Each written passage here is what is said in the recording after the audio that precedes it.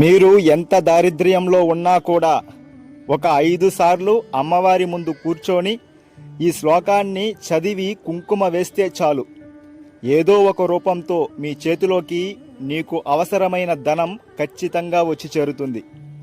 ఇది శ్రీ చాగంటి కోటేశ్వరరావు గారి వాక్కు. అంతేకాదు, గరికపాటి వారి యొక్క అనుభవం కూడా.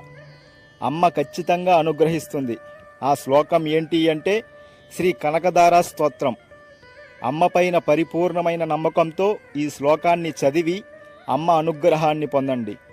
అంగం హరేహ పులకభూషణమాశ్రయంతి భృంగాంగనేవ ముకులాభరణంతమాలం అంగీకృతాఖిల విభూతిరపాంగలీల మాంగళ్యదాస్తు మమ మంగళదేవతాయాః గిర్దేవతేతి గరుడధ్వజ సుందరీతి శాకాంబరీతి శశశేఖర వల్లభేతి సృష్టిస్థితి ప్రళయ కేలిస సంస్థితాయై తస్మై నమస్త్రిభువనైక గురోస్తురుణ్యై. శ్రీమాత్రే నమః.